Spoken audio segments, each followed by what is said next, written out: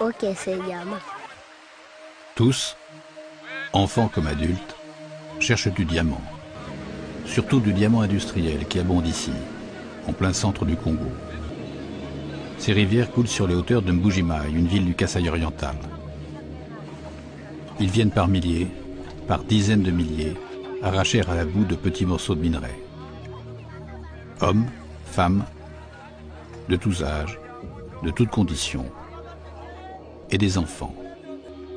Une multitude d'enfants qui cachent dans leur bouche les petits morceaux de diamant que plus tard, ils vont essayer de revendre à des trafiquants.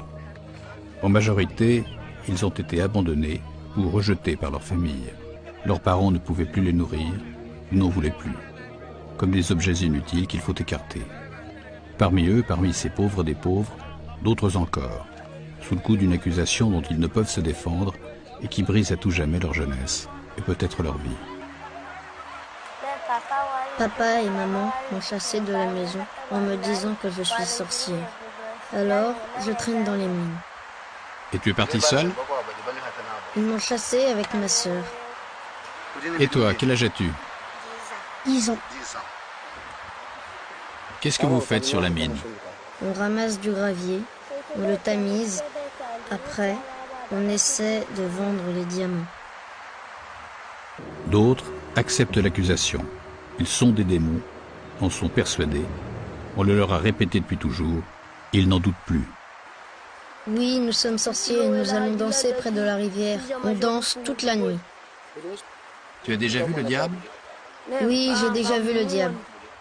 Où est-ce que tu l'as vu? Je l'ai déjà vu la nuit, là où je danse pendant la nuit.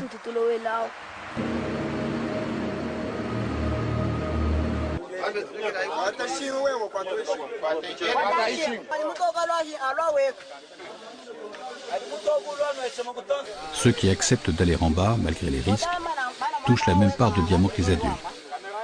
Car il y a des risques. Éboulement de la mine, et plus souvent encore, des inondations. Il arrive que la mine se remplisse brutalement d'eau.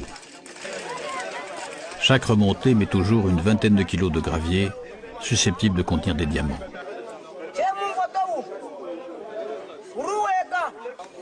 Pour descendre, il suffit de passer une jambe dans une boucle de la corde et de s'agripper. Il faut aussi contrôler sa respiration.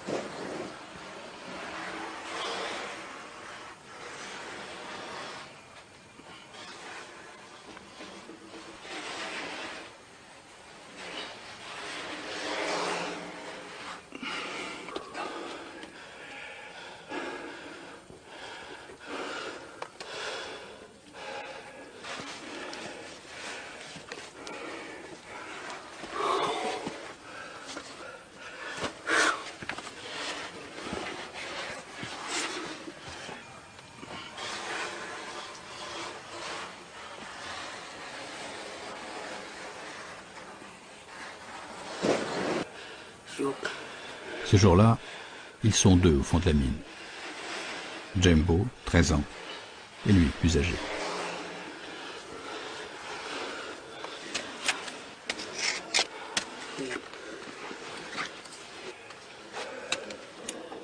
L'argent qu'ils gagnent avec les diamants.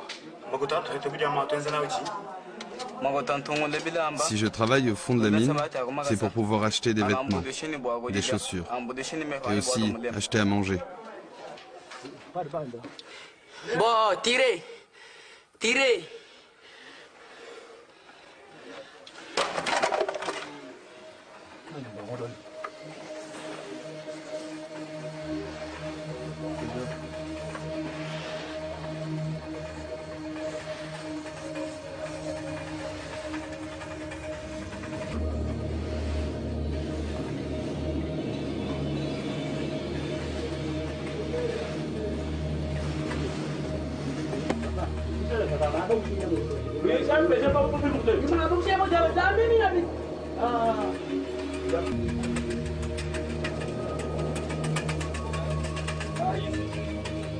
Ça descend à combien?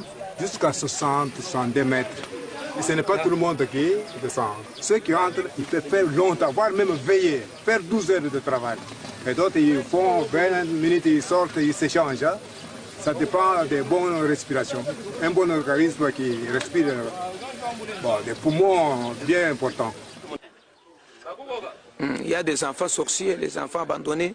Alors, ces enfants, pour manger, pour s'autosuffire, il faut aller graiser, il faut aller faire le diamant pour se prendre en charge.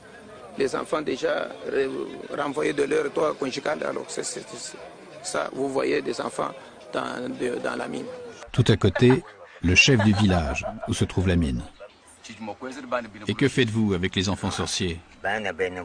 Si nous voyons qu'un enfant est sorcier, il y a des clairvoyants. On se rapproche des prophètes ou des magiciens pour que l'enfant soit réparé, pour que les enfants soient nettoyés, pour que la sorcellerie prenne fin auprès des enfants, pour que le diable s'en aille.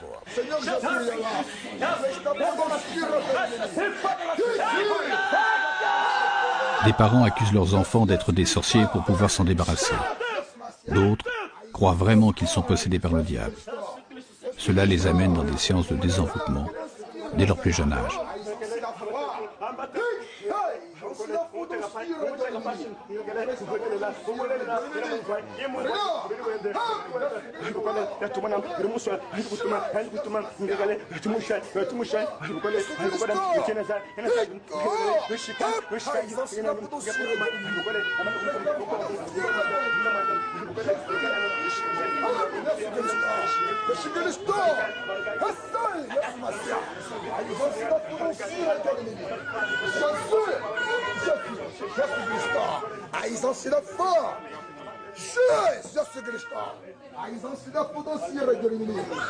Ce que vous voyez, c'est l'œuvre de Dieu qui est en train de se faire. Si quelqu'un est possédé par un esprit malin, quelqu'un qui est malade, Dieu révèle ce que l'homme de Dieu peut faire à travers cet homme pour qu'il soit guéri. Ce qu'on est en train de faire là où il y a quelqu'un, là où il y a deux personnes assises sur la natte, oui. Il est en train de délivrer quelqu'un qui était possédé.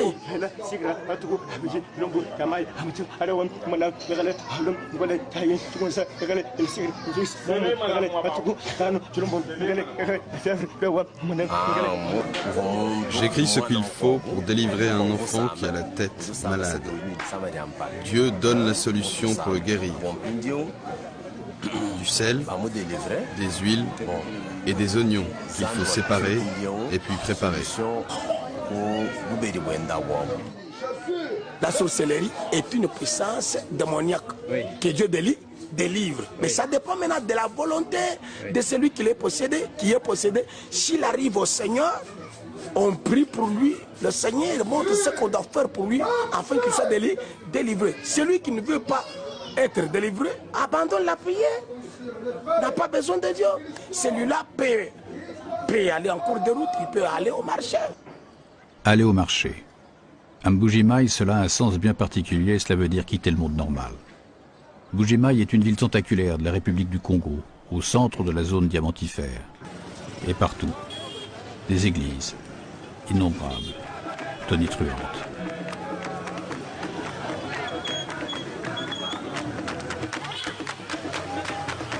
Mbuji-Mayi est la capitale du Kasaï oriental, l'une des 26 provinces du Congo. Une large capitale, dynamique, en plein développement. Mais où l'eau, comme l'électricité, manque souvent. Tout à côté, elle exhibe sa richesse. Les marchands de diamants trient leurs stocks et les changeurs allient leurs fortunes. Elle surprend par l'abondance de comptoirs de diamantaires, mais aussi par le nombre d'enfants, en groupe ou solitaires, des foules d'enfants souvent abandonnés, et parmi eux, depuis le milieu des années 90, de plus en plus de petits sorciers. Faute à la multiplication des églises et des sectes, faute aussi aux guerres qui ont ravagé le pays entre 1996 et 2003, et à la pauvreté qu'elles ont engendrée. Le phénomène touche toute l'Afrique de l'Ouest et du Centre, mais plus encore le Congo et cette ville de Mbuji-Mayi. Ici, diamants et sorcellerie forment un tandem qui condamne des milliers d'enfants à vivre et quelquefois à mourir dans les mines. Lorsqu'ils ne sont pas sur les gisements, les petits sorciers se massent dans le marché, d'où l'expression employée pour les désigner. Ils y forment avec les autres enfants de la rue que l'on appelle ici des chégués, une communauté distincte, avec ses lois et ses drames. Mon père me frappait avec un coup de machette et me disait « Tu quittes la maison parce que tu es méchant ». J'ai 2 ans sur la rue. Quel âge a-t-il? 11 ans. J'ai 11 ans. Quand le temps est sec, les enfants s'installent dans les caniveaux pour être à l'abri du vent.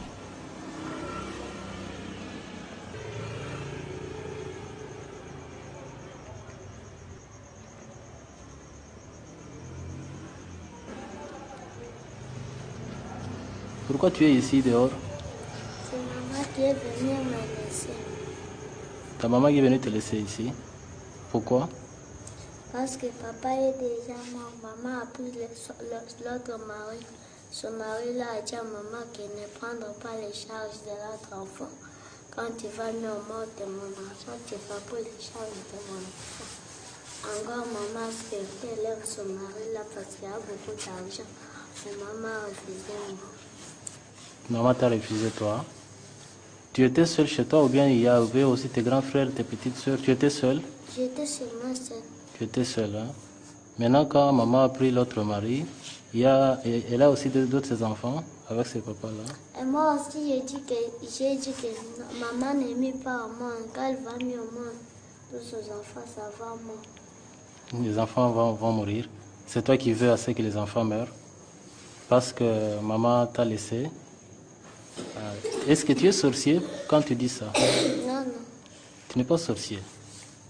Mais pourquoi tu veux que les enfants de maman meurent?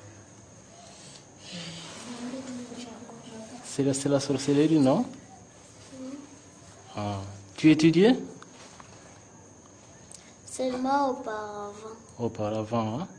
Maintenant, si maman veut venir te récupérer ici et dit, son mari là accepte que tu rentres à la maison, tu vas rentrer? Tu vas rentrer chez maman, hein?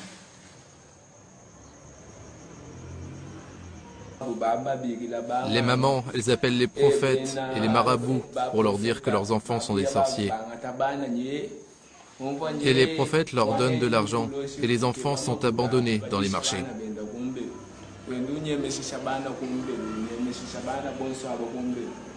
Les mamans disent qu'elles ne veulent pas les reprendre parce qu'elles disent qu'elles vont être ensorcelées.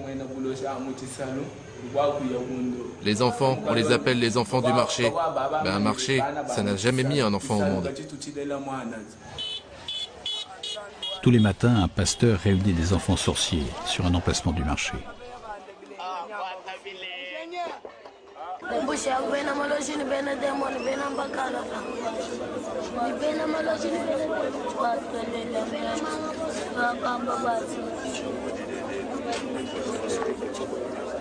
Merci Seigneur, j'abandonne tes enfants entre tes mains. D'eux-mêmes, ils ne pèsent rien. Elohim, la haï. Je leur abandonne en tes mains. Que tu puisses les pardonner. Pardonne leurs offenses. Pardonne leurs voies. Pardonne leurs péchés. Purifie-les, Seigneur. Aide-les à devenir tes enfants. La sorcellerie rend l'homme aveugle. Dans son palais, tout se crie. Dans la maison de l'Éternel, tout se crie. Je prends possession de cet endroit. Je neutralise l'esprit de la sorcellerie. Je le neutralise. Je le rends sans effet dans la vie de tout un chacun. C'est là au nom de Jésus-Christ. Bunga Junior, Buka Sakabamba, Nyangwila Toussaint, Ngele Kamuchi Pai, Kabedi Esther, dit tout. Pembe Gassia, Kabedi Duko. Pembe Gassia, dit tout.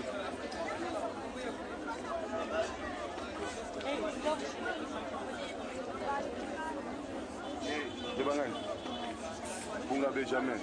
Qu'est-ce que vous faites? J'écris leur nom, je vais les arranger, je vais les connaître tous.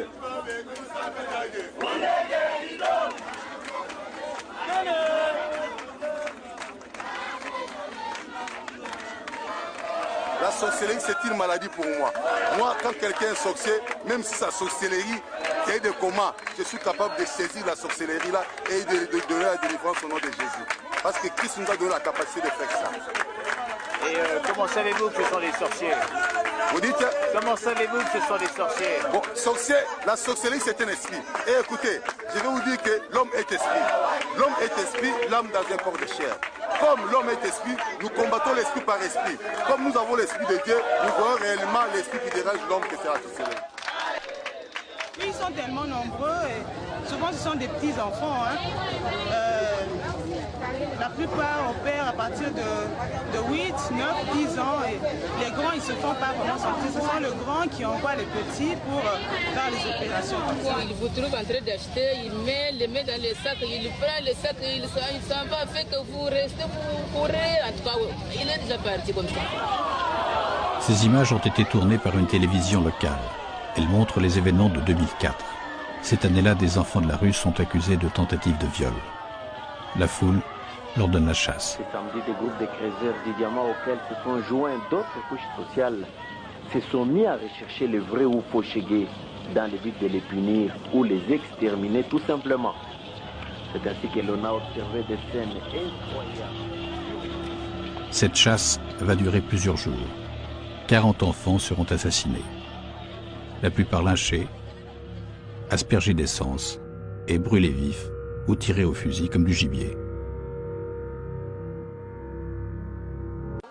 Quelques œuvres de bienfaisance leur ouvrent leurs portes et c'est le cas de cette ONG dirigée par un prêtre catholique. Il recueille les enfants et les met à l'abri. Nous les écoutons, nous entendons ce qu'ils disent. Donc c'est une expérience nouvelle que nous sommes en train de faire des recherches pour voir est-ce que réellement cette force-là existe ou bien cette force-là n'existe pas. D'où vient que ces gens disent que je m'investis d'une force et cette force me commande de faire du mal. Parce que certains enfants ont été même torturés par leurs parents pour qu'ils disent qu'ils sont sorciers et qu'en réalité ils ne le sont pas. Quelques églises se sont spécialisées dans la dénonciation des enfants sorciers. Ces églises, dites du réveil, sont des dizaines et elles rivalisent pour attirer les fidèles.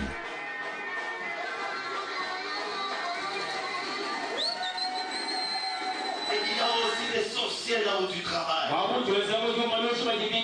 Des gens qui ont la haine contre toi. Des gens qui sont jaloux de toi. Parce que tu ne fais que monter dans ta promotion. Je connais un papa qui travaillait à l'époque à l'Erzaï. Et il était chassé du travail.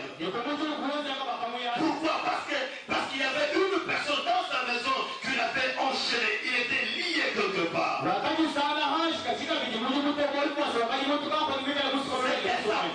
C'était sa propre fille qui était sorcière dans la maison. Il faut faire beaucoup d'attention mon frère, ma soeur. Dans des parcelles où il y a beaucoup de gens, il faut faire beaucoup d'attention. Ne reconnaissez pas le cœur de tes voisins. Alléluia. Amen. Alléluia. Amen. Alléluia. Amen. Quelquefois, les offices prennent le caractère de divertissement. Ils sont applaudis par des milliers de spectateurs.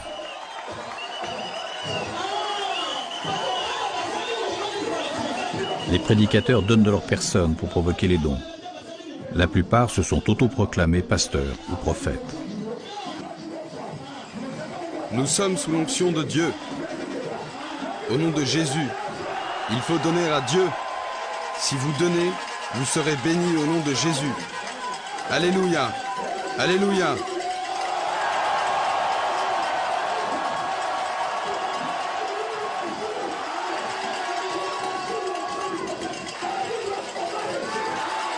On va réussir. On va réussir. Dans tous les domaines. On va réussir.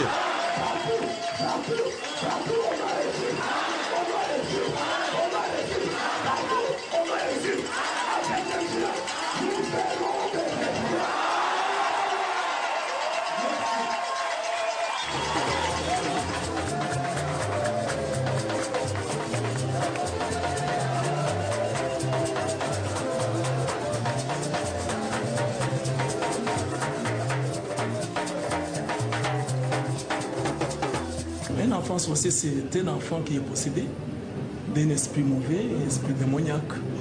Donc c'est un enfant dont au départ il est opprimé par la puissance du diable, puissance maléfique. Et après, il reçoit un esprit mauvais, dont il est possédé, il est habité par un esprit mauvais. Et comment constatez-vous cette présence d'un esprit mauvais? Donc on peut le constater tout d'abord par son caractère, par les agissements, c'est-à-dire qui sont anormaux. Par exemple, un enfant têtu. Un enfant têtu peut être considéré comme... Oui, il peut être comme ça, mais de nature, mais un enfant, on voit un enfant qui a une tête dure et exagérée. Tout d'abord, un enfant qui ne respecte pas, par exemple, les adultes, les parents, un enfant qui vole, hein, un enfant qui fait des choses qui sortent de l'ordinaire. Vous voyez, les signes là montrent aussi que cet enfant, il est habité, ce n'est pas lui qui fait ça. C'est un autre esprit qui l'habite. Ou bien à partir des prophéties, des dons spirituels, Dieu peut révéler que cet enfant, il est habité par un esprit mauvais.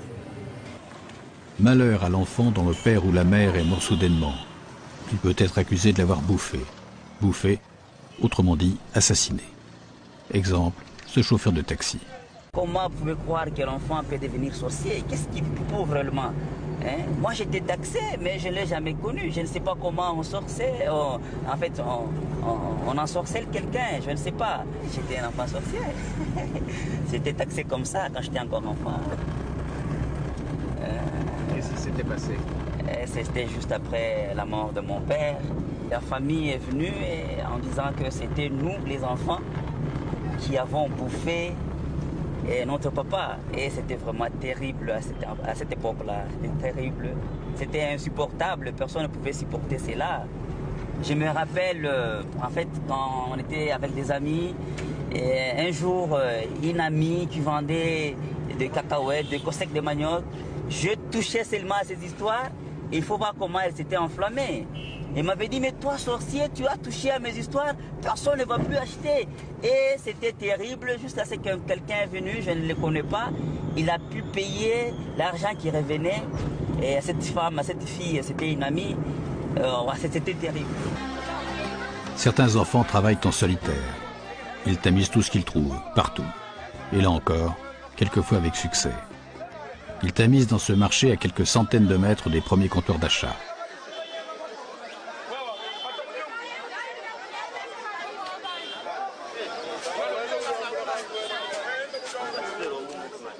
Des dizaines d'autres trafiquants attendent que creuseurs ou enfants leur proposent leur trouvaille. Le jeu consiste à trouver celui qui va acheter le plus cher. Tous, assis les uns à côté des autres, se font concurrence et offrent des prix différents.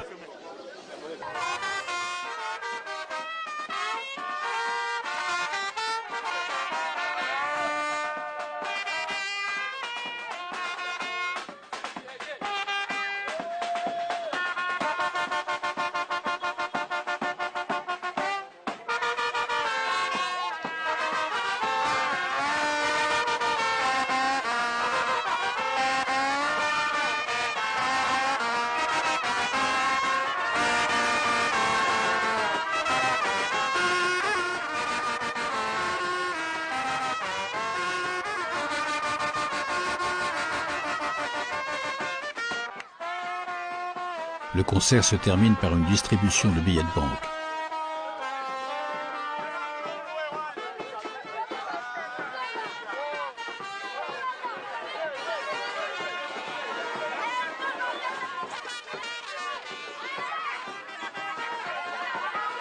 Il achète sans problème. Lui-même champion. Ah, il est congolais, il est congolais. Nationalité libanaise. Il a changé la nationalité, il est congolais. Bon, il dit qu'il a déjà changé la nationalité, il est maintenant libanais. La plupart des marchands sont libanais, et tous ont un lien direct avec Anvers, en Belgique, où se trouve le principal marché de diamants du monde. 0,79. Combien? Quand un enfant trouve un diamant, qu'est-ce qu'il en fait?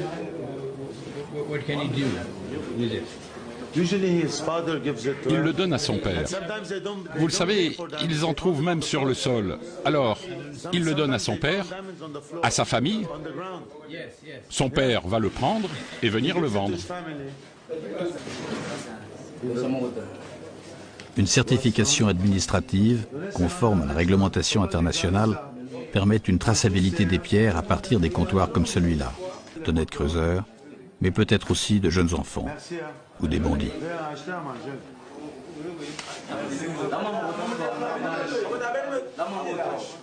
Il a pris l'argent pour payer les montants.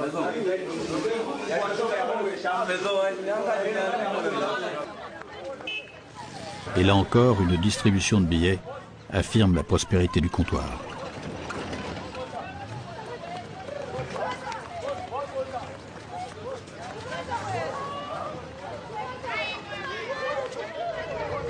Les enfants sorciers sont incarcérés comme les autres.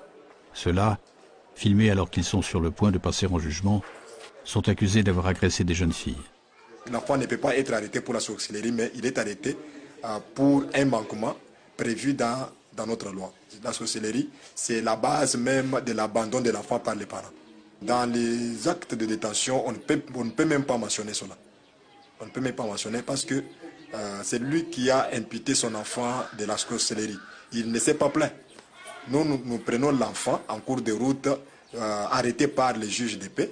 Et quand il nous amène cet enfant, nous voyons les manquements mentionnés sur les documents. Et on se contente de cela. Il n'y a pas un papier où on peut mentionner la sorcellerie, parce que ce n'est pas une infraction. Le nombre d'enfants abandonnés et parmi eux d'enfants sorciers est donc en augmentation régulière depuis 20 ans. Le phénomène n'étonne plus personne, mais commence à préoccuper certains responsables congolais. À l'université de Mbuji-Mayi, on l'observe. Et comme Charles Chibanza, un sociologue, on s'en inquiète. C'est une bombe à retardement. Parce que si ces jeunes-là qui poussent, à un certain moment, il y en aura plusieurs milliers sur la rue, que si jamais ils arrivaient à déclencher un mouvement, c'est un mouvement qui peut nous apporter beaucoup de déboires. Et si on ne les contrôle pas, nous arriverons un jour à une déflagration telle que récupérer le mouvement nous amènera pratiquement à beaucoup de casse. Beaucoup de casse.